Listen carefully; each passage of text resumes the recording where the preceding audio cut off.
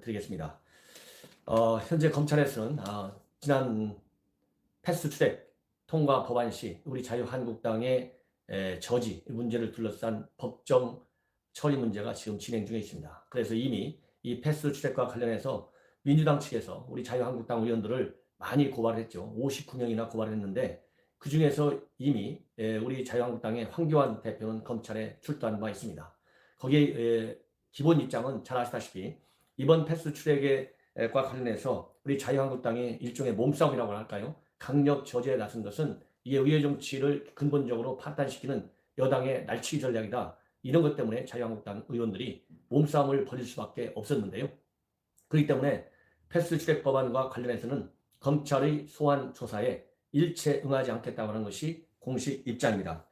이러한 공식 입장과 관련해서 어떻게 됐든지 간에 우리 자유한국당 검찰 출석에 응하지 않아왔는데 황교안 대표에 이어서 우리 나경원 원내대표가 민주당에 의해서 고발된 지 201일 만에 정당한 행위였다라고 하는 점을 검찰에 출두해서 소상하게 밝힐 예정으로 있다고 합니다. 오늘 오후에 출석할 예정인데요. 지난달 10월 13일 날 나경원 원내대표가 이와 관련해서 뭐라고 얘기했냐면 법적 책임을 질 이유는 없다고 봅니다. 법적 책임을 질 일이 있다면 제가 질 거란 말씀을 누차 드렸고요. 실질적으로 이것은 정치 행위다. 이렇게 얘기한 바 있습니다. 그리고 황교안 대표도 일찍이 검찰에 출석해서 묵비권을 행사하고 모든 책임은 나에게 있다. 내가 법적 책임을 다 지겠다. 이런 얘기를 했습니다. 이와 관련해서 검찰에서는 이르면 다음 주 중에 혐의가 확실한 의원들 일부를 재판에 넘길 예정이라고 합니다. 그래서 회의 방해에 관여한 우리 자유한국당 의원은 10여 명, 그리고 민주당 의원은 한두 명이 포함된 것으로 지금 알려지고 있습니다. 어쨌든 간에 검찰 또 이것만 조사하는 게 아니고요. 황교안 대표하고 나경원 원내대표가 회의 방해를 교사했는지 대해서도 최종 법리 검토를 벌이고 있다고 합니다. 이걸 보면 이 교사 혐의에 대해서까지 우리 자유한국당의 최고 지휘부 2명에 대해서 교사 혐의까지 검토하는 걸 보면 어떻게 해서라도 우리 자유한국당의 정상적인 정치 활동을 법이라고 하는 제도적 장치를 통해서 뭔가 걸어보려고 하는 이런 의도가 있는 것이 아닌가 하는 의혹을 떨쳐버릴 수가 없습니다. 자, 그 다음에 이제 두 번째 뉴스는요. 지금 현재 법무장관, 이게 도대체 나라인지 모르겠어요. 장관 하나를 제대로 임명하지 못하는 정권, 무능하지 않습니까? 한마디로 얘기해서. 그런데 한동안 전해철 의원이 강력한 후보, 단독 후보로 떠올랐어요. 그러다가 이게 안 되는 것 같으니까 이제 박범계 의원이 또 떠올랐어요. 그러다가 이제 이게 안 되는 것 같으니까 바로 추미애 의원이 이제 또 강력하게 떠오르고 있다고 합니다. 추미애 의원. 추미애 의원도 나경원 의원은 사선 의원인데 추미애 의원은 국회의원 중에서 여성으로서 지역구 5선 최초의 여성 인물이고 민주당의 당 대표를 지냈고요. 그래서 정치적인 이력은 화려하다 이렇게 말씀드릴 수 있습니다.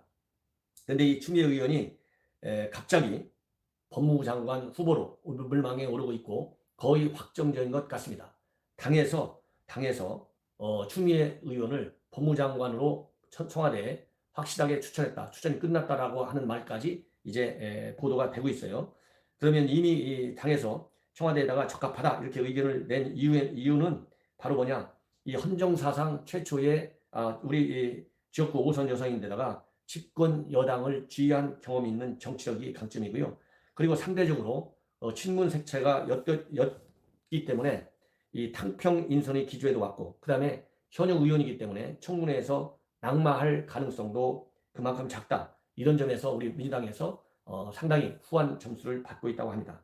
그렇지만 민주당에서는 사실 거기 광진 을에 이미 오세훈 전 서울시장이 자리 잡고 지금 열심히 뛰고 있어요.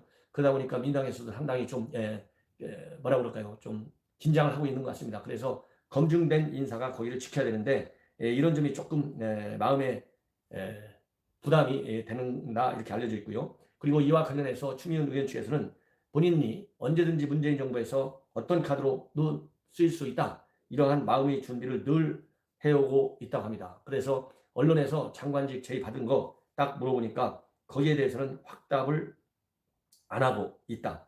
확답을 안 했다. 이렇게 얘기를 하고 있다고 그래요.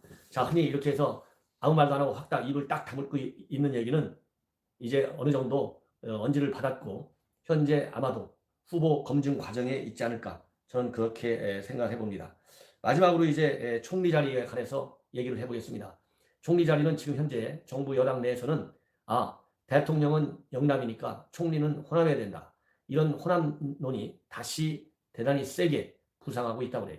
그 이유는 지난번 총선 때 안철수 바른미래계 의원당한테 완전히 호남의 맹주자리를 넘겨줬지 않습니까? 그야말로 안철수 바람이 일었던 것이죠.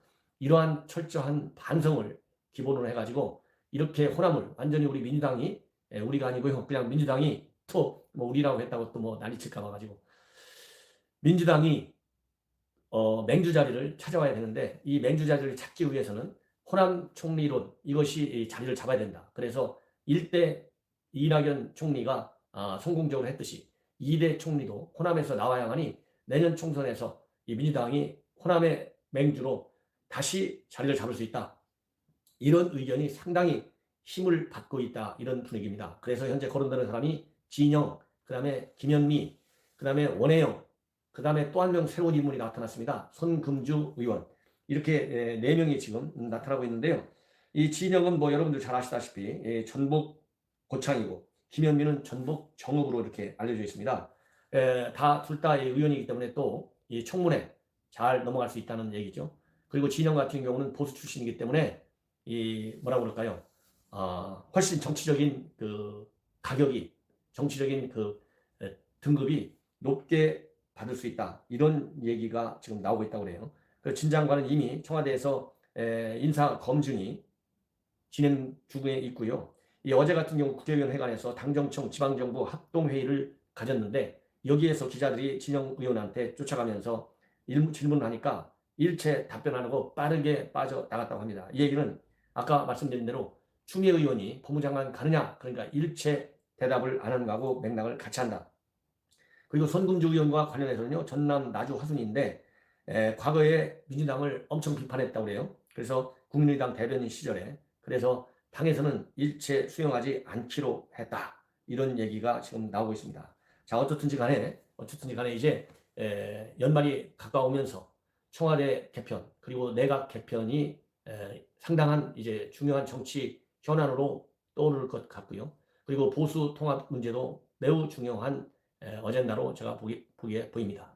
시청자 여러분들께 이러한 이 보수 통합의 문제, 그 다음에 청와대와 내각 개편을 계기로 한 여권 내 총선 준비 동향, 이미 여당은요, 험지에 출마할 인사 3명을 어제 전격적으로 영입해서 발표했습니다.